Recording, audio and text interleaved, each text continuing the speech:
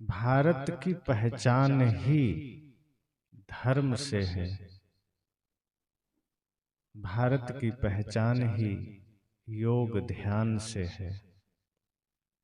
भारत की पहचान ही ऋषि मुनि सती साध्वी वीर वीरांगनाओं से है। इतने सत्संग, इतने शास्त्र, इतने संत, इतनी कथाएं होने के बाद भी आज परिवार में शांति क्यों नहीं है? सबसे बड़ी समस्या यह है।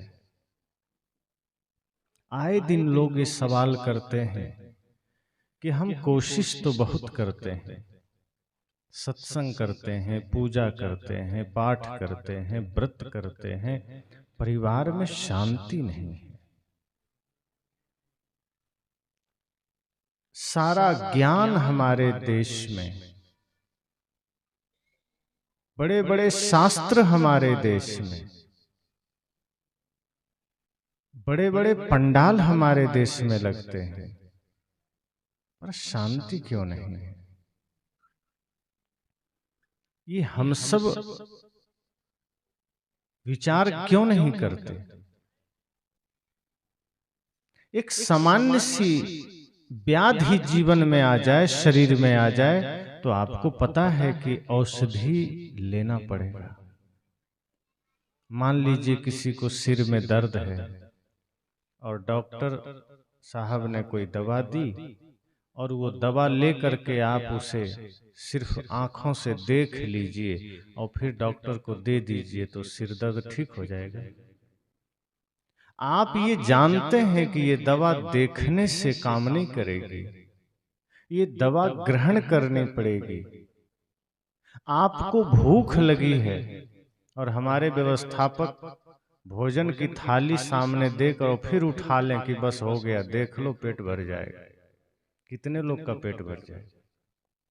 ठंडी लगी हो और गर्म कपड़े सबको ऊपर से दिखा दिए जाएं, कितने को गर्मी आ जाए?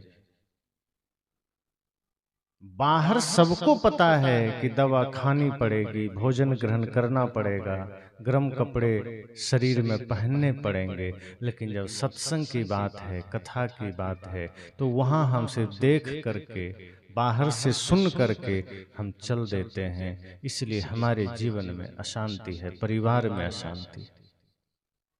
अब कोई आदमी यह कहे कि सूर्योदय हो चुका है और हमें दिखाई नहीं दे रहा, तो आप क्या कहेंगे? कि सूर्योदय हो चुका है फिर भी तुम्हें दिखाई नहीं दे रहा, इसका इतना ही अर्थ हो सकता है कि तुम्हारी आंखें खराब हैं, वरना और कोई बात नहीं है कि तुम्हें दिखाई न दे। या तो सूर्योदय हुआ ही ना हो, ये हो सकता है, लेकिन यदि सूर्योदय हो चुका है तो एक बात जो सबसे सत्य है वह यह है कि फिर भी कोई कहता है हमें दिख नहीं रहा है, इसका मतलब वो आदमी नेत्रहीन है, अंधा है। कोई कहे कि हम कथा करते हैं, सत्संग करते हैं, व्रत करते हैं, फिर भी परिवार में अशांति है, इसका मतलब वो कथा, वो सत्संग हमारे हृदय में उतरा ही नहीं है, वो गुरु का ज्ञान हमारे आचरण में उतरा ही नहीं है। और ये सत्संग का प्रयास यही है कि ज्ञान हमारे आचरण में उतरे, सिर्फ कानों में नहीं। हम तो सत्संग सुनते हैं कान के द्वारा, और कान से सुन करके दूसरे कान से या तो निकल जाता है या फिर मस्तिष्क में रुक जाता है, वो दोनों ओर से हृदयंगम नहीं हो पाता, हमारे आचरण में नहीं उतर पाता। इसलिए हमारे पास सत्संग में सुने हुए शब्दों की जानकारी तो हो जाती है, शास्त्र में पढ़े हुए शब्दों की जानकारी हो जाती है, लेकिन वो हमारे आचरण से उसका संबंध नहीं हो पाता, उस ज्ञान का कनेक्शन हमारे कर्म से नहीं हो पाता। इसलिए जब लोग ये सवाल करते हैं कि हम भक्ति करते हैं फिर भी अशांति है, हम पूजा करते हैं फिर भी अशांति है। एक माता ने कहा कि हम व्रत करते हैं, सोमवार को भी रहते हैं, एकादशी भी करते हैं, पूर्णिमा व्रत भी करते हैं, फिर भी पति पत्नी में झगड़े होते हैं, फिर भी बेटे बात नहीं मानते हैं। मैंने कहा कि आप व्रत रहते हैं, इसका अर्थ इतना हो गया है कि आप उस दिन भोजन नहीं करते, और तो इससे ज्यादा कुछ भी नहीं है इसका अर्थ। आपको लगता है कि आप भूखे रह लिए तो पति ठीक हो जाएंगे, तो भूखे रहने से पति कैसे ठीक हो जाएंगे? पति को अगर सही करना है, और पहली बात तो ये भाव ही गलत है कि पति को सुधारना है। पहली बात तो यह सोचिए कि स्वयं को सुधारना है। हम दूसरे को सुधारने का ख्याल ही गलत में ले आते हैं। इस धरती पर कोई किसी को सुधार नहीं सकता है। हाँ, हम स्वयं को सुधार करके दूसरे को प्रेरणा दे सकते हैं कि मेरे जीवन में इतनी शांति है, इतनी समृद्धि है, इतना आनंद है, तुम भी पा सकते हो। तो रास्ता है भी, तो रास्ता भूखे रहने से नहीं निकलता है। मैंने कहा कि आप व्रत रहती हैं, मतलब आप भोजन छोड़ देते हैं। भोजन छोड़ दिए, शाम को आप किसी मंदिर में गए या घर में ही भगवान की मूर्तियां निकाले और वहां बैठ करके थोड़ी देर आपने अगरबत्ती जलाई, पूजा किया, ध्यान किया, उसके बाद आपने व्रत तोड़ा। आप सोचे इतना काम करने के बाद तो भगवान की कृपा बरस जानी चाहिए, इतना काम कर लेने के बाद तो सत्संग का फल मिल जाना चाहिए। तो भूखे रहने से अगर किसी को फल मिलता तो धरती पर कितने ऐसे लोग हैं जो महीनों नहीं खाते हैं, उसको तो सबसे ज्यादा फल मिल जाता। भूखे रहने से कोई कृपा थोड़े मिलती। आप एकादशी रह लीजिए, कुछ भी रह लीजिए, हमें गलतफहमी हो जाती है कि हम भूखे रह लेंगे, हम कुछ नहीं खाएंगे, व्रत कर लेंगे तो काम बन जाएगा। सदगुरु कहते हैं व्रत का मतलब ही है अपने बुरे विचारों का त्याग करना। व्रत का मतलब है जीवन में सत्य को धारण करना। व्रत का मतलब है सद्गुणों को धारण करना। आप अगर सद्गुणों को धारण करते हैं, पति से या पति पत्नी से प्रेम से बोलते हैं, तो वही आपका व्रत है। और राम जी के लिए कहा ही गया माता सीता को, माता सीता एकादशी नहीं करती थी, न तो पूनम व्रत करती थी। परिवार में शांति का, जीवन में शांति का सूत्र क्या है? माता सीता से कहा गया, उनको उनकी माँ ने शिक्षा दिया कि तुम जब जा रही हो ससुराल तो याद रखना सास ससुर ही तुम्हारे माता पिता हैं, पति ही तुम्हारे देवता हैं। और एक बात याद रखना, एक ही व्रत एक धर्म नेमा, काय वचन मन पति पद प्रेमा। कि एक ही व्रत, एक ही धर्म, एक ही नियम तुम्हारे जीवन में होना चाहिए कि पति के चरणों में प्रेम रखना। और ये बात राम जी के लिए भी उनकी माँ ने समझाया था कि अब एक ही पत्नी व्रता धर्म का पालन करना, और पत्नी के सिवा कहीं और कोई मन, कोई दिल, कोई दिमाग न रखना, उनके प्रति ही समर्पण रखना। तो इस तरह से व्रत होते हैं, इस तरह से परिवार में शांति आती। तो ये समस्या आज हर लोगों की है। लोग कहते हैं हम व्रत करते हैं, शांति नहीं है, हम पूजा करते हैं, शांति नहीं है, सत्संग करते हैं, परिवार में शांति नहीं है। परिवार में शांति के सूत्र अलग हैं। सत्संग करते हैं, सत्संग में होते कहाँ हैं? अब सत्संग में बैठे हैं तो सत्संग में हम तो बैठ गए, लेकिन हम बैठ के चले भी गए, सत्संग से हमारा कोई लेना देना नहीं है। संत कहते हैं आप सत्संग में बैठिए, उससे ज्यादा महत्वपूर्ण है कि सत्संग आप में बैठे। आप बैठे रहिए, सत्संग आपके अंदर बैठ जाए, तब काम बनेगा। अगर सत्संग आपके अंदर नहीं बैठा तो समझना कि आप कहीं बैठिए, क्या मतलब है? कोई आदमी अगर अपने मन वचन कर्म को शांत रख करके सत्संग में बैठेगा तो सत्संग का लाभ मिलेगा, और फिर वो आदमी बाजार में भी रहेगा तो सत्संग उसके साथ रहेगा। कहा था मैंने प्रथम सत्र में। इसलिए आज अगर इस तरह के प्रश्न आते हैं कि परिवार में शांति कैसे आएगी, तो परिवार में शांति लाने के लिए कोई दवाई नहीं है कि आप बाजार में जाएंगे और डॉक्टर के यहाँ या दुकान को बोलेंगे कि हमें एक दवाई या कोई वस्तु दे दीजिए ताकि सब घर वाले खा लें और परिवार में शांति आ जाए। वो संयम है, नियम है, प्रेम है, ये आपको अपने हृदय में ग्रहण करना होगा, शांति आ जाएगी। एक दूसरे के प्रति समर्पण करना होगा, एक दूसरे के प्रति प्रेम हो, समर्पण हो। पर आदमी का अहंकार एक दूसरे के प्रति समर्पित होने नहीं देता है। कोई थोड़ा सा बड़ा है, पति सोचता है मैं तो पति हूं, मुझे तो शास्त्रों में परमेश्वर कहा गया, हम पत्नी के सामने कैसे झुक जाएंगे?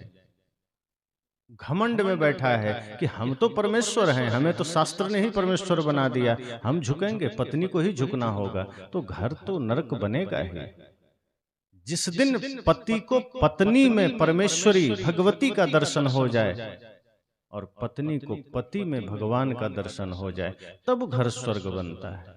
यहाँ तो हम ये अहंकार गांठ लेते हैं कि हम बड़े हैं तो हम नहीं झुक सकते हैं, सामने वाला ही झुके, वही हमारे प्रति समर्पित हो। और ऐसी बातें सिर्फ जड़ पदार्थों के लिए की जा सकती है। जो भी जिंदा है वहां बराबर समर्पण चाहिए। अब पत्नी कोई जड़ थोड़े है कि आप उसको समर्पित करा लेंगे कि तुम झुके रहो, हम नहीं झुकेंगे। या छोटा भाई कोई लकड़ी थोड़े है कि उसको जैसे मन वैसे बांध दो। छोटा भाई हो, पत्नी हो, बच्चे हैं, पड़ोसी हैं, मित्र हैं, माता पिता हैं, ये कोई बाहरी ठोस वस्तु नहीं है जिसको अब जैसा चाहे समर्पित करा लें। ये काम निर्जीव पदार्थों के साथ हो सकता है। जैसे माइक हमारे सामने है, ये माइक जड़ है, इसमें चेतना नहीं है। तो जैसा हमारा मन है हम उसको वैसा सामने रखेंगे। ये माइक विरोध करेगा कि नहीं हम ऐसे नहीं लगेंगे, हमको तो इधर से लगाओ, माइक नहीं बोलेगा कुछ। ये निर्जीव है, इसका समर्पण बिल्कुल तय है, ये मना नहीं कर सकता। कैमरे लगे हैं, वो कैमरे नहीं कहेंगे कि अब मेरा समय इधर हो गया, उधर दर्शकों की तरफ कर दो। वो जिधर रख दिए वो रखा है। ये माइक ये नहीं कह सकता कि अब मैं थक गया हूं, अब थोड़ा दूसरे माइक को बुला लो, मैं थोड़ा देर विश्राम करूंगा। ये निर्जीव है, ये जड़ है, ये मना नहीं कर सकता। हम यही आदमी के साथ चाहते हैं कि यही सजीव प्राणी के साथ हम करें। माइक ये विरोध नहीं करेगा कि मान लीजिए हम इसमें कुछ अच्छी बातें कर रहे हैं, तो ऐसा भी नहीं है कि माइक प्रसन्न हो जाएगा कि चलो आज मेरे द्वारा कुछ अच्छी बातें सुनाई गई। और कोई आदमी माइक पकड़कर गाली देना शुरू करे तो क्या माइक रो के भाग लेगा कि नहीं नहीं ये तुम गाली दे रहे हो, मैं नहीं रहूंगा? ये निर्जीव है, आप इसमें गाली बकिए तो भी ये रहेगा, आप प्रेम की बात करिए तो भी रहेगा। पैसे आपके पास हैं, उसी पैसे से आप दूध खरीदिए तो पैसा आपको धन्यवाद नहीं देगा कि तुमने मेरा सदुपयोग किया। और उसी पैसे से आप शराब खरीदिए तो पैसा नाराज नहीं होगा कि तुमने मेरा दुरुपयोग किया। वो निर्जीव है, आप उसको जैसा चाहे रख सकते हैं। तो हमारी आदत वही हो गई है कि जैसे हम पैसे को रखते हैं, पैसा मना नहीं करता। जैसे हम लकड़ियों को अर्थात वस्तुओं को रखते हैं, पदार्थों को रखते हैं, वही आदमी का मन हो गया कि हम पत्नी को वैसे ही रखें, जब कहें, जो कहें, जैसा कहें वैसा करे, वैसा सुने, और इसलिए विवाद होता है। वैसा ही हम भाई के साथ करते हैं कि मैं तो कुछ भी करूं वो मेरा धर्म है। रावण यही तो कहता था कि मैं धर्म के अनुसार नहीं चलता, बल्कि मैं जो करता हूं वही धर्म है। वही आज हम सोचते हैं कि मैं जो कर रहा हूं वही असली है, वही ज्ञान है, वही सब सही है। छोटा भाई अगर कुछ कह दिया तो हमें चोट लगती है कि हमको सिखाएगा, हमसे ज्यादा ज्ञानी तुम है। परिवार टूटने के एक कारण नहीं है, छोटे छोटे बहुत से कारण हैं। संतजन तो कहते हैं कि प्रमुख दो कारण हैं। अगर ये दो कारण हमने ठीक कर लिए तो परिवार भी नहीं टूटेगा, समाज भी नहीं टूटेगा और राष्ट्र भी नहीं टूटेगा। वो प्रमुख कारण दो कौन से हैं? एक है स्वार्थ, एक है अहंकार। जहाँ स्वार्थ और अहंकार खड़ा हो वहाँ कोई भी परिवार संगठित नहीं रह सकता, वो स्वर्ग नहीं बन सकता। स्वार्थ एक दूसरे में प्रेम होने नहीं देगा और अहंकार झुकने नहीं देगा। अगर कभी मन को लगा भी कि हाँ मुझसे गलती हो गई है, थोड़ा सा झुक जाने से बात बन सकती है। अहंकार कहेगा तुम झुकोगे, शोभा नहीं देता।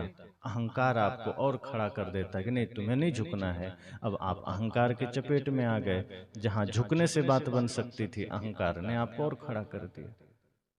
जबकि झुकना हमारे लिए शर्म की नहीं गर्व की बात होनी चाहिए, क्योंकि जिसमें गहराई होती है, जिसमें वजन होता है, जिसमें कुछ विशेष होता है उसी के अंदर विनम्रता है, उसी के अंदर समर्पण है, उसी के अंदर झुकने की बात है।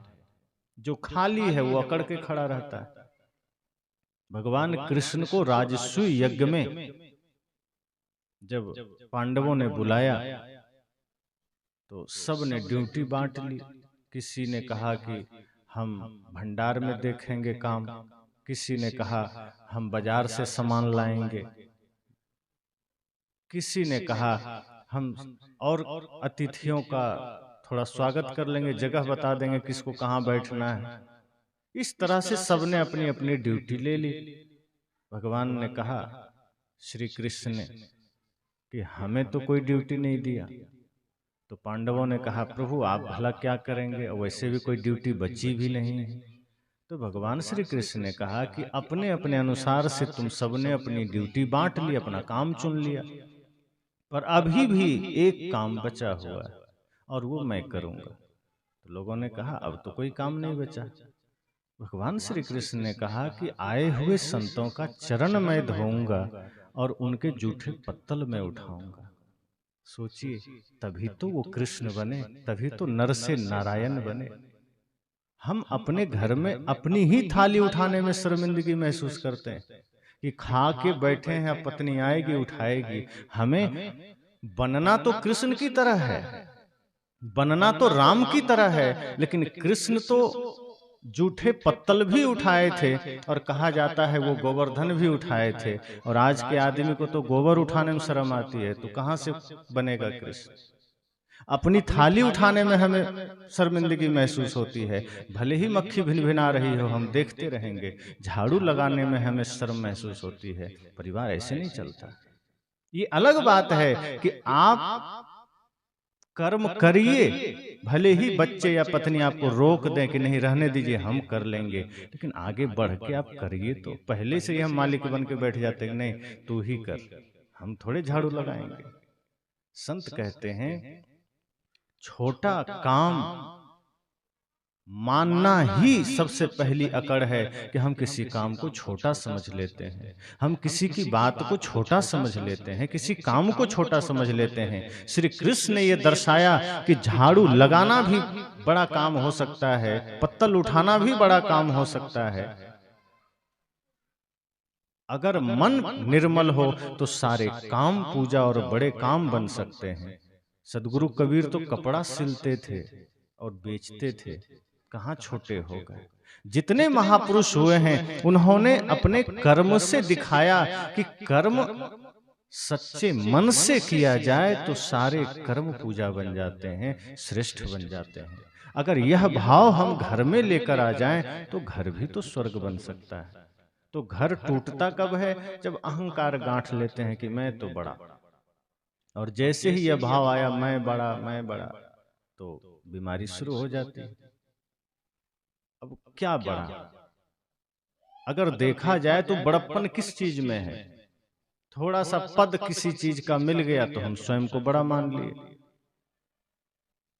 बढ़िया धन पास में है तो हम बड़ा मान लिए, रूप है तो बड़ा मान लिए। और ये सब से कोई बड़प्पन थोड़े होता है। बड़प्पन हमारे जीवन में हमारे पवित्र कर्मों से होते हैं, हमारी विनम्रता से है, हमारे समर्पण हमारी सरलता से है। अब ध्यान कर रहे हैं, ध्यान करते करते अहंकार आ गया कि हमसे बड़ा ध्यानी कौन हो सकता है।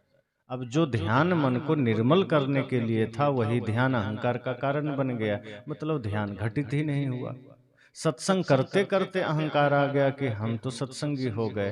तो सत्संग तो अहंकार मिटाने का काम करता है, सत्संग से ही अहंकार आ गया, मतलब सत्संग में भी चूक गए। इसलिए संत कहते हैं आज पारिवारिक जितनी भी समस्याएं हैं, जितने भी झगड़े हैं, वो सब स्वार्थ के कारण हैं, अहंकार के कारण है। स्वार्थ इस मामले में बढ़ गया है, इतना ज्यादा बढ़ गया है कि आदमी अपने सिवा दूसरे को देखता ही नहीं है। माता पिता को भी नकार देता है कि कोई चीज है तो बस अपने को मिलना चाहिए। भाई से तो दूरी बन ही गई। एक आदमी तो कहता ही है कि कलयुग में भाई से कभी मित्रता हो नहीं सकती, भाई के साथ हम रह नहीं सकते। ये कलयुग का प्रभाव है। संत ने कहा ये कलयुग का नहीं, तुम्हारे गंदे मन का प्रभाव है, वरना आज भी लोग सतयुग की भांति जीते हैं। ये मन में धारणा ही बन गई कि भाई है मतलब बंटवारा होगा ही, भाई है मतलब उस के साथ हम रह ही नहीं सकते। और ये सारी समस्याएं आती स्वार्थ से है, अहंकार से है। एक संत एक घटना सुना रहे थे। दो भाइयों की घटना थी कि दो भाई थे।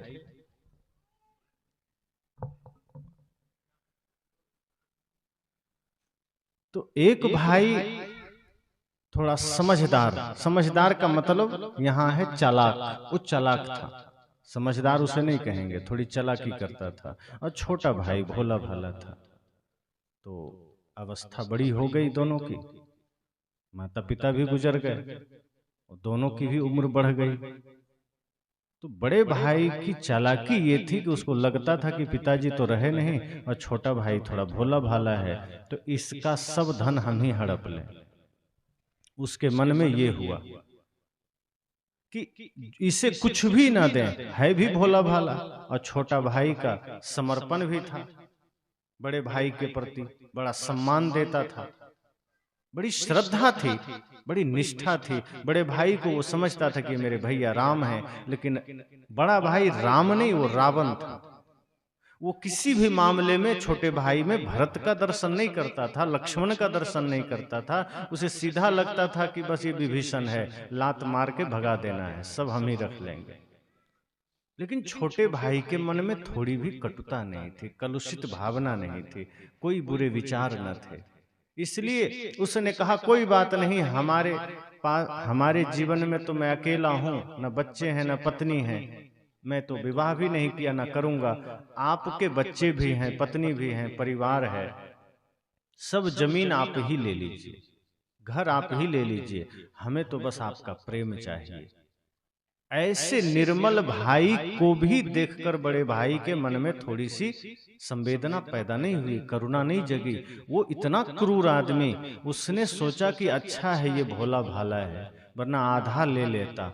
चलो अब इसे कुछ भी नहीं देंगे। घर में भी थोड़े दिन रखा और एक दिन उसको घर से भी निकाल दिया, कहा तुम जाओ, अब तुम इस घर में नहीं रह सकते। उसकी क्रूरता इतनी बढ़ गई कि सब कुछ उसका हड़प करके भी उसको घर से निकाल दिया। बेचारा सोचा कोई बात नहीं, बड़े भाई हैं, मुझे कोई दिक्कत नहीं, मैं कहीं भी दो रोटी खा लूंगा कमा करके। वो चला गया। वो अपना कहीं किराए का रूम लेकर के अकेले रहने लगा। अपने खाने पीने के लिए थोड़ी सी छोटी नौकरी कर ली उसने। बड़े भाई अपना बिजनेस व्यापार करने लगा, बढ़िया धन संपदा हड़प ही लिया था, सब उसके पास था ही। बीच में 7 दिन के लिए व्यापार के लिए बाहर गया। उसके बाद जब वो बाहर चला गया तो बड़े भाई के घर में एक दिन अचानक आग लग गई। उसके जाते ही वो बाहर गया तो घर में आग लग गई, और छोटा भाई टहलते हुए उधर निकल रहा था, दूर से देखा कि बड़े भाई के घर में आग लग गई। वो घबराया, कहा अरे ये क्या हो गया। तो जब पास में गया तो देखता है भयंकर आग लगी है, चारों तरफ आग लगी, अफरा तफरी मची हुई है, सब लोग में हाहाकार हो गया, पड़ोसी में हाहाकार हो गया। वो भी घबरा गया। पता चला नहीं बड़े भाई बाहर गए हुए हैं। तब और चिंता हुई कि बड़े भाई नहीं हैं, तो हमारी जिम्मेदारी बनती है कि हम जाकर के हेल्प कर दें, सहायता कर दें। वो गया, अपनी भाभी से कहा कि क्या हो गया ये सब, चलिए मैं मदद करता हूँ। जैसे तैसे सामान सब बाहर लाया।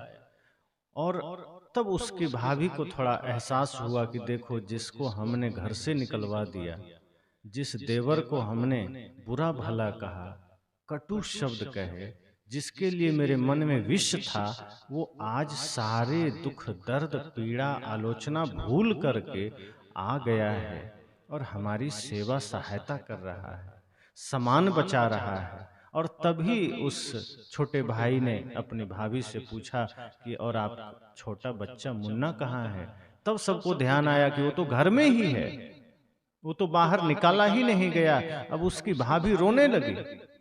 अब सोचिए, इकलौता बच्चा हो किसी का और वो अंदर भयंकर आग के बीच में फंस गया हो, क्या दशा होगी। सब गांव वालों ने कहा अब तो कुछ नहीं हो सकता, आग बढ़ चुकी है, अब घर में जो घुसेगा वो मर जाएगा। उसकी भाभी का भाई भी बगल में खड़ा था। उसने कहा कि तुम जाओ बचाने। उसने कहा कि अगर मैं गया तो मैं जल जाऊंगा, मैं ना जा सकूंगा। लेकिन उसके छोटे देवर ने वो कहा कि मैं जाता हूं। लोगों ने रोका कि ना मत, तो तुम मत जाओ, अनर्थ हो जाएगा। अब न सामान बाहर आ सकता है, न वो छोटा बच्चा आ सकता है, और जो जाएगा वो तो नहीं ही आ सकता है। फिर भी उसने हिम्मत किया कि मेरे रहते हुए बड़े भैया की अनुपस्थिति में अगर मुन्ना को कुछ हो गया तो ये कलंक लेकर मैं नहीं जी सकता। उससे अच्छा न्यौछावर कर दें हम भले ही प्राण को, लेकिन बचाने का प्रयास तो करेंगे। अब देखिए, कहानियां हो सकता है ये सत्य घटना ही हो, लेकिन हम सबको विचार क्या करना है कि बड़े भाई ने उसके साथ क्या दुर्व्यवहार किया, और छोटे भाई ने अंतिम सांस तक, आखिरी समय तक भी ये सोचा कि बड़े भाई ने अपना कर्तव्य निभाया है, जो अच्छा लगा। मैं छोटा भाई हूं, मैं तो अपना कर्तव्य निभाऊंगा। भले ही बड़े भाई अपना कर्तव्य प्रेम पूर्वक नहीं निभा पाए, भले ही वो हमारे प्रति कटु व्यवहार किए, छल का व्यवहार किए, पर मैं तो नहीं कर सकता। मैंने तो रामायण पढ़ा है, मैं तो लक्ष्मण बनकर के ही रहूंगा, मैं तो भरत बनकर के ही रहूंगा। और उसने यही सब सोचते हुए कंबल ओढ़ा और किसी तरह आग को चीरते हुए गया। यहां वहां झांका, मिल गया बच्चा कमरे में, उठा करके आग को चीरते हुए बाहर आया। और बाहर आया, बच्चे को दिया और वो बेहोश होकर गिर पड़ा। झुलस गया था लगभग 70%। बच्चे को बचाने में बच्चे को कुछ नहीं हुआ, बचा लिया, लेकिन उसकी भाभी की आंखों से आंसू रुक नहीं रहे हैं। वो बच्चे को देख करके जितना खुश हो सकती थी, उससे ज्यादा वो रो रही है। आज उसको लगा कि ये देवर नहीं, मेरा भगवान है, ये मेरे जीवन में मसीहा बनकर आया, ये अपने प्राणों की परवाह न किया, मेरे बच्चे को बचा लिया। और फिर उसे अस्पताल में भर्ती कराया गया। डॉक्टर जांच करके उसकी चिकित्सा में लग गए। धीरे धीरे चिकित्सा शुरू हुई, और तब उसका बड़ा भाई जब लौटा तो गई पत्नी लेने स्टेशन। तो जब भाई गाड़ी में बैठा तो पत्नी क्या कहती है कि चलो आज मंदिर चलते हैं। तो बड़े भाई ने कहा तुम तो पहले कभी मंदिर नहीं जाती थी, आज मंदिर की बात, कहाँ आज मंदिर चलेंगे। उसने सोचा 2-4 मिनट के लिए ले जाएगी, चलो कोई दिक्कत नहीं, चलते हैं, क्या दिक्कत है। तो उसने भी मना नहीं किया, और उसकी पत्नी ड्राइवर से कही कि चलो गाड़ी को ले चलो सरकारी अस्पताल की ओर। तो उस सेठ ने, बड़े भाई ने कहा कि अस्पताल की ओर क्यों, मंदिर की ओर न, कहा चलो तो पहले चुपचाप। अस्पताल के पास ले गए, फिर कहा चलो जहां वो जला हुआ वार्ड था, जो बर्निंग सेंटर, जिस तरफ जो जले हुए लोगों को रखा जाता था, जहां इलाज होते थे, उधर ले गए। अब वो आदमी हड़बड़ा रहा है कि ये मंदिर बोल करके ये कहाँ ले आई, चारों तरफ लोग तराह रहे हैं, त्राहिमाम त्राहिमाम है, कोई रो रहा है, कोई कराह रहा है, किसी के शरीर मतलब ऐसा जला हुआ नजारा। उस बीच में उसका भाई भी वहीं लेटा था, कंबल से ढका हुआ था, इलाज चल रहा था। पत्नी ने कहा आओ, ये मंदिर और ये मेरे भगवान। तो कहा कौन है। जब कंबल हटाया, कहा अरे ये नालायक, इसके पास तू ले आई, क्या हो गया ये, कुछ इधर उधर पाप करते हुए जल गया होगा। पत्नी ने कहा तुम बड़े नादान हो, बड़े मूर्ख हो, बड़े गंवार हो, ये मेरे भगवान हैं, ये तुम्हारा भाई नहीं, तुम्हारे भाई के रूप में भगवान है। तुम जब नहीं थे तो घर में जो दुर्घटनाएं हुई है, उस दुर्घटना में इसी ने तुम्हारे इस इकलौते बच्चे को बचाया है, और उसी में ये जल गया है।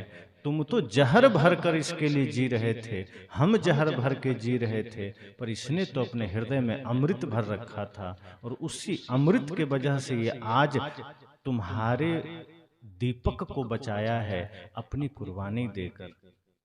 इतना सुनना था, तब बड़े भाई को आभास हुआ कि हम तो बहुत ही गलत सोच रहे थे, इसे भोला भाला समझ करके हमने छल किया, कपट किया, वो तो सच में धर्मात्मा निकला, उसकी सारी हेकड़ी निकल गई और तब आंखों में आंसू आए कि नहीं, भूल हो गई हमसे। कभी कभी आप अपनी भावनाओं से, अपने त्याग से, अपने समर्पण से, कहा भी गया है कि पत्थर पर भी लकीर बन सकती है अगर हम ठान लें। तो भाई, बड़ा भाई कितना भी क्रूर था, कितना भी अकड़बाज था, कितना भी छल कपट करने वाला था, लेकिन छोटे भाई ने अपना धर्म नहीं छोड़ा, अपना कर्तव्य नहीं छोड़ा। अपने कर्तव्य, अपने धर्म, अपने निष्ठा, अपने समर्पण से बड़े भाई जैसे पत्थर दिल को भी पिघला दिया, और वो वहीं चरण पकड़कर रोने लगा कि ये घर अब तुम्हारा है, ये जीवन तुम्हारा है। और अब तक उस घर पर जब वो स्वस्थ हुआ, जब घर पहुंचा, तो जिस घर के बाहर अकेले बड़ा भाई का नेम प्लेट लिखा हुआ था, तब देखता है कि दोनों भाई का नेम प्लेट लिखा हुआ है, दोनों के लिए सुख सुविधाएं हैं, दोनों के लिए व्यवस्थाएं हैं। घर तुरंत स्वर्ग बन गया, घर मंदिर बन गया। एक भाई ने समर्पण किया, एक भाई ने त्याग किया, एक भाई ने प्रेम को नहीं छोड़ा, तो दूसरे के भी जीवन में प्रेम का पुष्प खिल उठा। परिवार ऐसे स्वर्ग नहीं बनता है।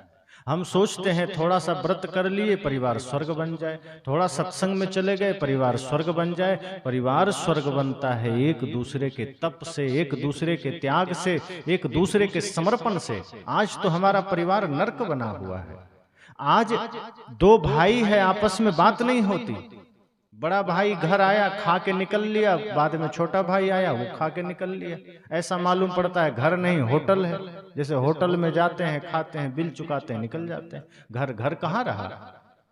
अगर दो भाई में प्रेम हो तो वो घर मंदिर बन जाता है, और भाई, पति, पत्नी, माँ, बच्चे सब में प्रेम हो तो वही मंदिर स्वर्ग बन जाता है।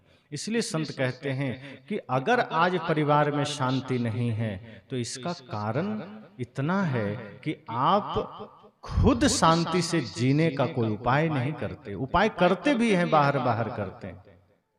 मैंने कहा था कि उपाय हम सस्ता वाला करते हैं, जो मेहनत वाला काम है वो नहीं करते हैं। अगर प्रेम से जीवन बदल सकता है तो हम प्रेम नहीं करते हैं। किसी के साथ समर्पण से जी करके हम घर को स्वर्ग बना सकते हैं, तो हम समर्पण के साथ नहीं जीते हैं।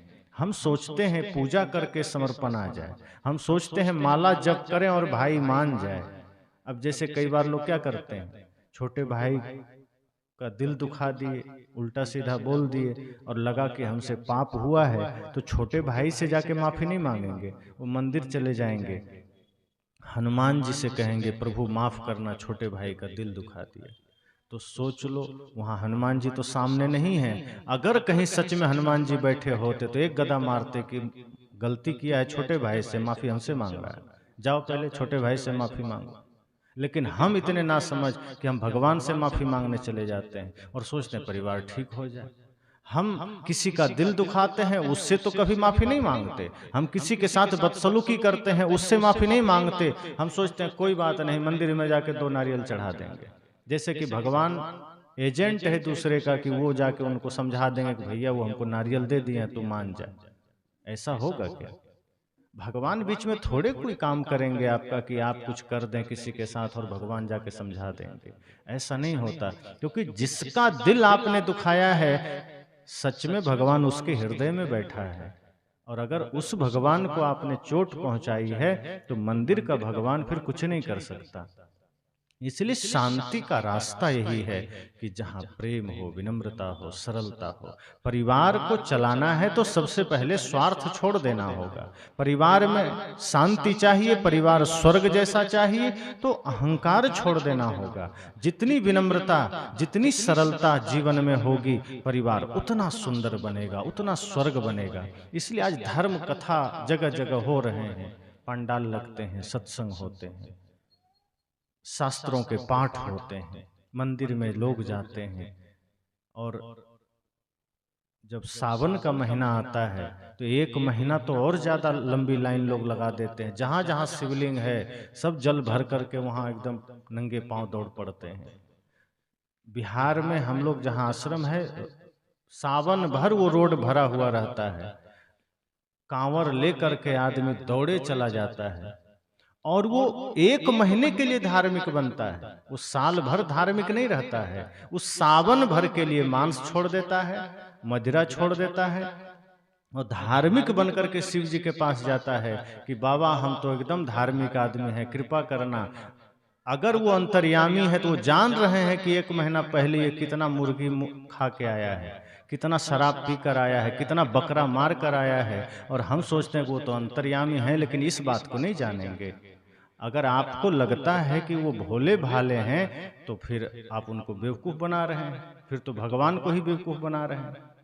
तो हम परिवार में शांति भी किस तरह से चाहते हैं कि हमारा मांस नहीं छूटे, मदिरा नहीं छूटे, हमारा जुआ खेलना नहीं छूटे, हमारा छल कपट नहीं छूटे, हमारा शकुनी वाला काम नहीं छूटे, बस प्रभु की कृपा बन जाए और परिवार में शांति आ जाए। ये कभी संभव है? परिवार में शांति तब आती है जब हमारा खान पान भी ठीक हो जाए, हमारा मन भी ठीक हो जाए, हमारा चिंतन भी ठीक हो जाए, हमारा वचन भी ठीक हो जाए। ये कुछ समय के लिए होता है ना, सीजनेबल धार्मिक होना। जैसे मान लीजिए अभी ये कुछ सीजन चलता है भाजी का, आपके यहाँ भाजी ज्यादा है तो यहाँ भाजी का, कुछ भाजी का सीजन है, कुछ फल का सीजन है, कुछ सब्जियों का सीजन है। तो इसी तरह से आदमी सीजन के हिसाब से धार्मिक बन जाता है। कि जैसे बिहार में छठ पूजा है तो 3 दिन के लिए लोग धार्मिक बन जाते हैं, सावन का महीना है तो 1 महीने के लिए धार्मिक बन जाते हैं, दुर्गा पूजा है तो इधर के 8-9 दिन धार्मिक बन जाते हैं, और 10वें दिन उससे बड़ा राक्षस कोई नहीं है। 9 दिन इतना भयंकर व्रत करेगा कि शिव जी को भी और राम जी को, दुर्गा माता को भी धोखा हो जाएगा कि लगता है हमसे बड़ा तपस्वी तो यही लोग है। लेकिन 10वें दिन उसको लगेगा कि नहीं, ये सब रावण का ही भी बाप है कि इतना हत्या। हम कहते हैं मुसलमान बकरीद में बकरियां काटता है, तो ये हिंदू कौन सा कम है जो दुर्गा पूजा में बकरे काटता है? दोनों में से तो अंतर कुछ भी नहीं है, हिंसा तो हिंसा है। तो हम ये करके परिवार में शांति चाहते हैं। दुर्गा माता के आगे बकरे की बलि दे करके लोग कहते हैं परिवार की शांति के लिए हमने बलि दिया। एक बकरे का परिवार को उजाड़ दिया, अपने परिवार में शांति ले आओगे? अरे बकरे का परिवार तुमने उजाड़ा है, उसके अंदर भी वही परमात्मा है, वही जीव है। तो हम परिवार में शांति तो चाहते हैं, लेकिन वैकल्पिक व्यवस्था के साथ, अपने जीवन में संयम से नहीं, श्रद्धा से नहीं, भक्ति से नहीं, उपासना से नहीं। हम चाहते हैं कि जीव हत्या करनी पड़े तो कर दें, कहीं घूस देना पड़े तो दे दें, सिर्फ नारियल चढ़ाना पड़े तो चढ़ा देंगे, 1-8 लाख रुपया दान करना पड़े कर देंगे, लेकिन विकारों का त्याग ना करना पड़े और परिवार स्वर्ग बन जाए। इससे कभी नहीं होगा। ये जो कभी कभी हम धार्मिक हो जाते हैं, और कई लोग तो हैं सुबह 1 घंटे के लिए धार्मिक हो जाते हैं। बड़े बड़े सेठ साहूकार दुकानदार, वो सुबह 1 घंटे बड़े धार्मिक हो जाएंगे। वो 1 घंटा एकदम माया मोह से दूर अगरबत्ती लेकर के राम राम राम राम या कोई भी मंत्र जाप करेंगे। लेकिन जैसे ही पूजा खत्म होगी, जब वो दुकान पर जाएंगे तो फिर वो जेब काटने की पूरी तरकीब लेकर बैठते हैं कि कैसे किसी की जेब काटी जाए, कि कैसे किसी को धोखा दिया जाए, कैसे वस्तुओं में मिलावट किया जाए, और इससे हम सोचते परिवार में शांति आ जाएगी। कई लोग तो कहते ही हैं कि हम जितने भी तीर्थ यात्रा करते हैं उसका एक ही उद्देश्य होता है, साल भर में जो पाप करते हैं उसको जाके धो देते हैं। उनको ये वहम भी लोगों ने डाल दिया है मन में, पंडित पुजारियों ने, कि हाँ तुम अगर 1 लाख बार राम का नाम जप लोगे या काशी प्रयाग जैसे तीर्थों में एक बार डुबकी लगा लोगे तो तुम्हारे साल भर के पाप नाश हो जाएंगे। और ऐसा लिख भी दिया गया कि गंगे तव दर्शनार्थ मुक्ति, तुम्हारे दर्शन से मुक्ति है। तो परिवार में शांति कैसे आएगी, बहुत सारे हथकंडे हमें बताए गए और हम वही सब करना चाहते हैं। लेकिन वास्तव में शांति आती है स्वार्थ छोड़ने से, गलत खानपान छोड़ने से, अहंकार छोड़ने से, छल कपट छोड़ने से। और ये छूटता नहीं है। ये जिसका छूट गया घर उसका स्वर्ग बन गया। ये जिसने छोड़ दिया वो समझना अपने घर को मंदिर बना लिया। तो बाहर के इन सारे हथकंडों से कभी शांति नहीं आएगी। सदगुरु तो बड़ा सरल रास्ता देते हैं कि अगर परिवार में शांति चाहते हैं, जीवन में शांति चाहते हैं तो मन वचन कर्म को पवित्र करिए, निर्मल करिए, यही एक मार्ग है। बाकी आप किसी भी तरह से अगर गलत कर रहे हैं, तन से, मन से, वचन से, तो उस वजह से आपके जीवन में शांति नहीं आएगी, परिवार में भी शांति नहीं आएगी, समाज में भी नहीं आएगी। चाहे रामायण की कथा सुन लीजिए, चाहे भागवत की कथा सुन लीजिए। मैं तो कहा कि जगह जगह पंडाल लगते हैं, सत्संग होते हैं, कथाएं होती है, बड़े बड़े संत आते हैं, कथा करते हैं, चले जाते हैं। क्यों नहीं जीवन बदलता? क्योंकि सही राह दिखाने वाले कम हैं। सही राह दिखाने वाले अगर आपको सही रास्ता दिखा गए, तभी कोई आ गया नकली धर्म गुरु, वो कहता है कि नहीं नहीं, ये फिजूल है, इतना टाइम बर्बाद करने की जरूरत नहीं है, इतना पढ़ने की भी जरूरत नहीं है, बस बेलपत्र लेना, शहद लगाना, शिवलिंग में चिपका देना, एकदम फर्स्ट डिवीजन से पास हो जाओगे। अब आपको लगता है इससे बढ़िया उपाय क्या होगा? पहले वाले गुरुजी तो बहुत लंबा चौड़ा कहानी बता के, उतना कौन करेगा? टाइम है, कौन मांस मछली का त्याग करे, कौन बच्चे को पढ़ाए? और बेचारा खुद का बेटा फेल हो गया कहते कहते। तो ये चीजों से हमें मन में लगता है कि यही ठीक है। बड़े बड़े धर्म गुरु आपको बता दिए, आपके पाप कटेंगे नहाने से, व्रत करने से, नाम लेने से, मंदिर जाने से। अब इस तरह से मन को भरमा दिया गया कि आदमी वही काम करने लगता है। एक सज्जन हमारे यहाँ हैं, उनका पेट्रोल पंप चालू नहीं हो रहा है, तो किसी पंडित ने कह दिया कि वहाँ बगल में एक देवस्थान है, झुमराज थान, कह दिया कि यहाँ अगर बकरे की बलि देंगे तो पेट्रोल पंप चालू हो जाएगा। अब वो जाके बलि दे आए, अभी तक चालू नहीं हुआ। अब हमने कहा कि बकरा उसमें बाधा बन रहा था, कि आपके पेट्रोल पंप को बकरा रोक दिया था कि नहीं, इसको चालू नहीं होने देना। अरे बाधक जो है कोई दूसरा ही होगा, कोई आदमी होगा, कोई समस्या होगी, कोई त्रुटि होगी, कोई टेक्निकल फॉल्ट हो सकता है, कोई कानूनी दांवपेच हो सकता है। उसमें बकरे का क्या रोल था? बेचारा उसको मरना पड़ गया आपके पेट्रोल पंप के चक्कर में। हम अपने पारिवारिक समस्या, व्यक्तिगत समस्या के लिए हम न जाने किन किन हथकंडों को अपनाते हैं। जो मूल में समस्या है उस पर हमारा ध्यान नहीं जाता है। तो इसलिए मैंने कहा कि सत्संग आपको ये राह दिखाता है कि यहां वहां भटकने की जरूरत नहीं है। सत्संग सिर्फ आपको जागृत करता है। सदगुरु कबीर की परंपरा में कोई भी संत आपको ये नहीं कहेंगे कि मेरी शरण में आ जाइए, मैं आपको मोक्ष दे दूंगा। और ऐसा कोई भी कहता है तो उसको एक नंबर का धूर्त समझना। किसी के जेब में मोक्ष नहीं है। सच्चे गुरु वो होते हैं जो आपको ये कहे कि मैं सिर्फ आपको मुक्ति का सूत्र दे सकता हूं, मैं आपको सिर्फ मुक्ति का मार्ग बता सकता हूं, चलना आपको है तब आप पहुंचेंगे। मेरा काम इतना है कि आपको मैं हाथ में दिया दे दूंगा। सच्चे गुरु बड़े ईमानदार होते हैं। वो आपको किससे कहानी नहीं बताएंगे, वो हवा में उड़ने की बात नहीं करेंगे कि हाँ मेरे पास सिद्धियां हैं, मेरे पास ये है वो है, मैं तो आकाश में उड़ लेता हूँ, मेरे गुरु तो ऐसे वैसे कमल फूल पर आ गए थे। ये सच्चे गुरु आपको भटकाएंगे नहीं। सच्चे गुरु स्पष्ट बोलेंगे कि आप अगर तप करेंगे, ध्यान करेंगे, मन वचन कर्म को निर्मल करेंगे, माता पिता गुरु एवं राष्ट्र में श्रद्धा रखेंगे, तो आप इंसान बन जाएंगे और फिर आप भगवान भी बन जाएंगे, आपके पाप भी कट जाएंगे। और अगर आपको लगता है कि किसी नाम को जपने से पाप कटेंगे तो ये संभव नहीं है, कोई उपाय नहीं है। तो ईमानदार गुरु से अगर आप मिलते हैं तो आपके जीवन में शायद परिवर्तन आ जाए। बिना मेहनत के कुछ नहीं होता। अभी जितने लोग बैठे हैं इसमें से अधिकांश किसान वर्ग के लोग हैं। आप खुद सोचिए, आप अपने धान खेत में जाइए और वहां बैठ करके माता अन्नपूर्णा और लक्ष्मी देवी का वंदना करिए 2-2 घंटा रोज, तो कितना धान हो जाएगा आपके खेत में। आप भी जानते हैं कि वहां ट्रैक्टर चलवाना पड़ेगा, धान का बीज डालना पड़ेगा, उसमें खाद डालना पड़ेगा, निराई गुड़ाई करना पड़ेगा, पानी कम जाएगा पानी डालना पड़ेगा। तो जब एक छोटे से धान को उपजाने के लिए इतनी मेहनत करनी पड़ती है, तो परम शांति के लिए क्या ऐसे बैठे बैठे हो जाएगा? मंत्र से हो जाएगा?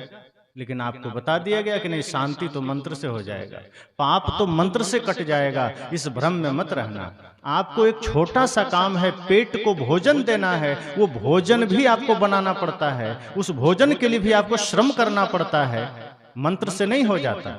आप बैठ जाइए, मंत्र को चेक करिए कि जब मंत्र से मुक्ति मिल सकता है, मंत्र से पाप कट सकता है, तो सबसे पहले उस मंत्र को चेक करिए कि मंत्र जपते जपते भूख मिट जाए, प्यास मिट जाए और घर बन जाए, बाहर के सारे भौतिक सुविधाएं मिल जाए, तो समझना मुक्ति भी मिल जाएगी। लेकिन मंत्र से कुछ नहीं होता। मंत्र से इतना होता है कि अगर आप समर्पण के साथ एकाग्र चित्त होकर अगर गुरु के दिए हुए शब्द मंत्र को जपेंगे, तो मन जो बहिर्मुख है, मन जो दुनियादारी में चला गया है, वो लौट सकता है, वो एकाग्र हो सकता है। मंत्र का इतना ही काम है, उससे मुक्ति नहीं मिल सकता। हाँ, मंत्र मुक्ति में सहायक बन सकता है, लेकिन कब? जब गहरे रूप में आप उसका जाप करेंगे। अब मान लीजिए कोई राम राम ही कर रहा है, तो राम राम करने में अगर वो राम राम में पूरा लीन हो जाए, तो राम का मंत्र काम भी कर जाएगा। लेकिन आज किसी ने कह दिया राम जपो, तो हम उसको ड्यूटी समझ लिए, और ड्यूटी समझ करके सोचते हैं 1 घंटा में किसी तरह हजारों बार राम राम कह ले, काम बन जाएगा। अब मन में चल रहा है रावण रावण, दुकान दुकान, परिवार परिवार, अब मुख में चल रहा है राम राम राम राम। अब दोनों में कोई कनेक्शन नहीं है, तो जब कनेक्शन ही नहीं है, मन कहीं और चल रहा है, मुख में कुछ और चल रहा है, मुख कछु और हृदय कछु आना, तो फिर बात नहीं बनेगी। राम राम भी कहना है तो इतनी एकाग्रता से कहिए, लंबी गहरी श्वास लेते हुए श्वासों के साथ जब कहिए राम, तो राम कहते कहते सब तरफ से आपका चित्त हट जाए, मन हट जाए, और उस राम में पूरी चेतना केंद्रित हो जाए, तब शायद लाभ मिल जाएगा, तब शायद आपको उसका आनंद मिल जाएगा। लेकिन आज हमने गुरु के दिए हुए मंत्र को भी सिर्फ ड्यूटी समझ के लिया है। गुरु ने कोई मंत्र दे दिया कि जाओ इससे पाप कट जाएगा, तो हम सच में उसी भाव से लेते हैं कि लेना ही तो है, मन चाहे कहीं रहे। लेकिन मंत्र का उद्देश्य सिर्फ मुख से बाहर निकालना नहीं है, मंत्र के साथ साथ मन भी उसमें लीन हो जाए, मन भी उसमें समर्पित हो जाए, तब बात बनती है। और कोई भी मंत्र हो, वो इतना ही करता है कि आपके मन को एकाग्र कर देता है, मन को शांत कर देता है। और जो ईमानदार गुरु होते हैं वो यही कहते हैं कि चलना तुम्हें है। इसलिए तो बुद्ध ये नहीं कहते हैं कि मैंने अपना दिया जला लिया, अब तुम्हें कुछ नहीं करना है, बस तुम मेरा नाम जप ले, तुम बुद्धम शरणम गच्छामि कर लो, संघम शरणम गच्छामि कर लो, धम्मम शरणम गच्छामि कर लो, और तेरा काम बन जाएगा। उन्होंने बड़ी ईमानदारी से कहा नहीं, अप दीपो भव, तुम भी अपना दिया जलाओ, तब बात बनेगी। मैंने जला लिया है। सदगुरु कबीर भी कहते हैं, जो तू चाहे मुझको छाड़ सकल की आस, मुझ ही ऐसा होए रहो, तब सब सुख तेरे पास। वो ये नहीं कहते कि मैंने परम शांति को पा लिया, मैंने सत्य को पा लिया, अब तुम सिर्फ कबीर कबीर कबीर करते रहो, तुम शांति पा लोगे। वे कहते नहीं, फिर तो ये नासमझी हो गई, फिर तो वही बात हो गई भ्रम की। सदगुरु कहते हैं कि अगर तुम सच में शांति चाहते हो तो मुझ जैसा बनो, अर्थात जिस तरह मैं निष्कामी हूं, जिस तरह मैं निश्चल हो गया हूं, मैं निर्माण हो गया हूं, मैं निष्कपट हो गया हूं, जैसे मेरे जीवन में कोई स्वार्थ नहीं, कोई कामना नहीं, कोई छल नहीं, कोई कपट नहीं, परम शांति, परम आनंद, सत्य, अहिंसा, प्रेम, करुणा के शिखर पर जैसे मैं खड़ा हूं, ऐसे ही अगर तुम भी अपने जीवन में निष्कामता को धारण कर लेते हो, निश्चलता को, निस्वार्थ भाव को, तो तुम्हारे पास भी सारा सुख है, सारी समृद्धि है, वरना नहीं आएगी। तो जो सच्चे गुरु हैं वो आपको सच्ची बात बताते हैं, वो नहीं बताएंगे कि हाँ तुम कहीं भी कुछ करो काम बन जाएगा, बिल्कुल नहीं। तो मैंने कहा कि परिवार में अगर अशांति है, मन में अशांति है, जीवन में अशांति है, तो ये बाहर के कृत्यों से नहीं मिटने वाला है, कि हम बाहर कुछ करते रहें, इधर मन कुछ और करता रहे, कि मंदिर में जाके ओम जय जगदीश हरे करें और भीतर भीतर चले कि किसको लूटना है, किसके साथ छल करना है, किसके साथ कपट करना है। कि बाहर से पूजा और भीतर शकुनी का कपट जाल नहीं चलेगा।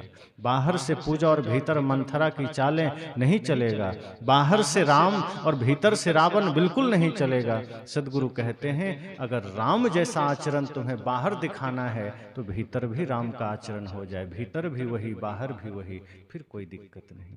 फिर समझना कि आपके जीवन में शांति आ जाएगी, परिवार में शांति आ जाएगी। परिवार के बिखराव का कारण कोई ईंटें पत्थर नहीं है। घर में कोई समस्या थोड़े है, झोपड़ी में भी आनंद आ सकता है, लेकिन आदमी ठीक हो जाए, आदमी का मन ठीक हो जाए। हम तो घर को सोचते हैं घर में ही दोष है, घर के वस्तुओं में दोष है। घर में क्या दोष है? आपके झगड़े का कारण ईंटा पत्थर थोड़े है, वो बालू सीमेंट नहीं है, वो तो आपने लगा दिया, वो आपकी सुरक्षा के लिए खड़ा है। आपका मन आपके विवाद का कारण है, आपका मन आपके अशांति का कारण है। और जब हम अपने तरीके से अपने अपने मन को निहारेंगे, मन को देखेंगे, मन को संवारेंगे, मन को तरासेंगे, तब हमारे भीतर से शांति प्रकट होगी। अभी तो हम सब अनगढ़ा पत्थर की भांति हैं। किसी ने कहा तो हम बाहर बाहर कर लिए, लेकिन हमने स्वयं को गढ़ा कहाँ है? आप सड़कों में देखिए, किनारे बड़े बड़े कहीं पत्थर आपको मिल जाएंगे, तो कहाँ उसकी पूजा है, कहाँ उसकी प्रतिष्ठा है? सड़कों के किनारे पड़े हुए पत्थर का कोई महत्व नहीं है, कोई उसका बहुत बड़ा लाभ लोगों के लिए नहीं है। उसको लोग समझते हैं तो पत्थर है, टुकड़ा है, ये तो किसी को ठोकर का ही काम कर सकता है। उस पर कभी आप थूक भी दे रहे हैं, उस पर जानवर टट्टी पेशाब भी कर दे रहे हैं, उसका कोई महत्व नहीं है। लेकिन कभी किसी कलाकार की नजर पड़ जाती है किसी पत्थर पर और घर ले आता है, छेनी हथौड़ी से तोड़ तोड़ करके उस पत्थर को राम का रूप दे दिया, कृष्ण का रूप दे दिया, गणेश का रूप दे दिया, कबीर का रूप दे दिया। वही पत्थर जो कल तक गलियों में थूक खा रहा था, जानवरों के टट्टी पेशाब झेल रहा था, धूल झेल रहा था, आज किसी मूर्तिकार की नजर पड़ी, छेनी हथौड़ी की चोट सहा उसने और अब वो मंदिर में पूजनीय हो गया, भगवान हो गया। हम सब भी तो अनगढ़ा ही हैं, हम सब भी तो इस संसार के किनारे जहां तहां पड़े हुए हैं, इसलिए तो अशांति है, इसलिए तो समस्याएं हैं। सदगुरु रूपी मूर्तिकार की नजर पड़ी, उन्होंने ठोकना चाहा, हम भाग के खिसक गए कि नहीं, हम तो नहीं सहेंगे चोट, हम तो सस्ता सौदा चाहेंगे, हमें ये मंजूर नहीं है, हमें माता पिता गुरु की सेवा नहीं करनी है, हमें तो मंत्र दे दो कि जाप करके उतना फल मिल जाए, जो असंभव है। जाप से फल नहीं मिलता, जाप से थोड़े देर के लिए मन रुकता है, शांत होता है। पर जो सच्चे सदगुरु हैं वो पत्थर की भांति हमें अपने ज्ञान से, अपने आदर्शों से, अपने सूत्र से हमें तराशते हैं, हमें गढ़ते हैं और फिर एक साधारण से इंसान के भीतर से एक सजीव भगवान की चेतना जागृत हो जाती है। फिर इसी इंसान में भगवत्ता जागृत हो जाती है, इसी नर में नारायण का रूप जागृत हो जाता है, इसी नारी में नारायणी का रूप जागृत हो जाता है। फिर हम कीमती हो जाते हैं, फिर वो पत्थर पत्थर नहीं रह जाता, वो भगवान की मूर्ति हो जाता है।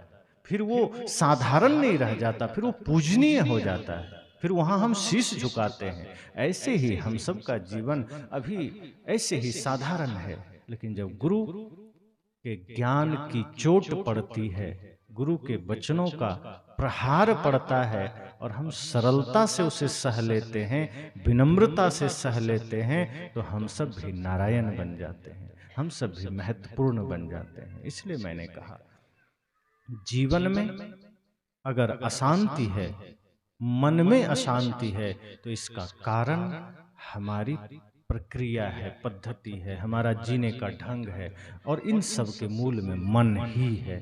जो मन हमने गंदा कर रखा है और नित्य प्रति हम गंदा करते जाते हैं। रात में सोने गए तो हम कहाँ प्रवचन ज़्यादा सुनते हैं? बहुत कम लोग होंगे जो प्रवचन सुन के ध्यान करके सोते होंगे। अधिकांश लोग कोई गाना लगा देंगे, कोई फ़िल्म लगा देंगे, चित्रहार लगा देंगे, कोई शो लगा देंगे, कुछ भी देखते हुए, खाते हुए रात को 12, 1 बजे, 2 बजे तक जगेंगे, मस्ती करेंगे, फिर जाके सोएँगे और वो सुबह उठ के सोचेंगे कि शांति क्यों नहीं है?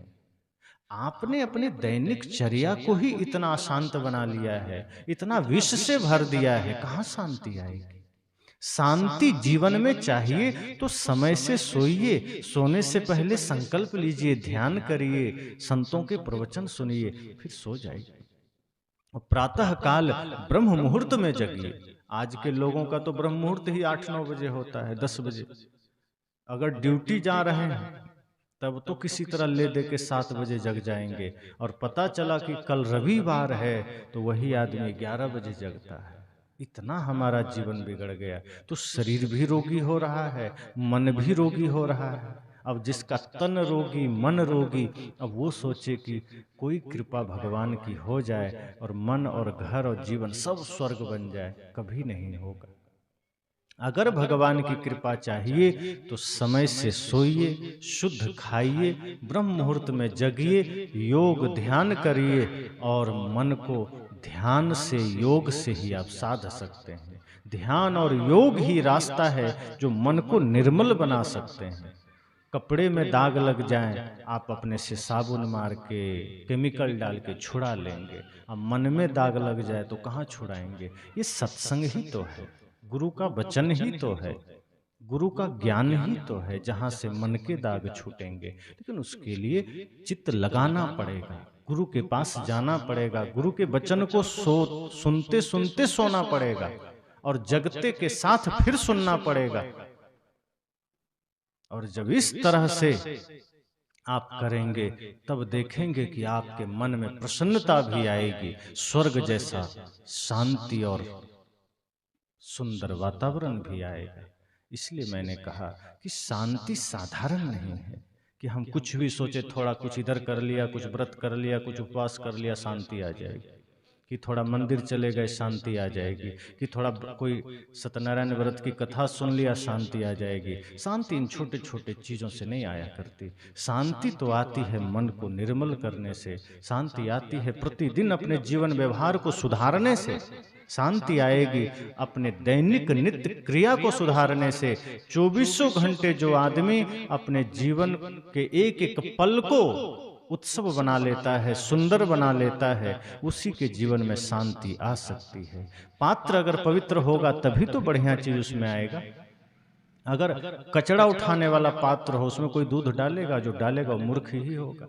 हमने अपने हृदय को वही कचरा वाला पात्र बना रखे हैं और सोचते हैं ये सत्संग का अमृत उतर जाए, हृदय में चला जाए। वो नहीं जाएगा।